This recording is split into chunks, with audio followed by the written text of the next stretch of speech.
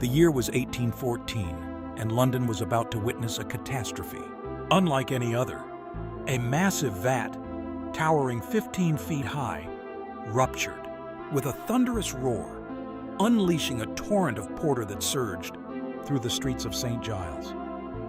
This wasn't a celebration, it was a deluge of destruction, sweeping away homes and lives in its frothy embrace.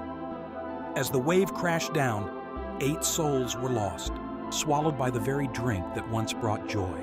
In the aftermath, the streets bore the scars of a tragedy, a chilling reminder that sometimes even the most innocent pleasures can turn deadly.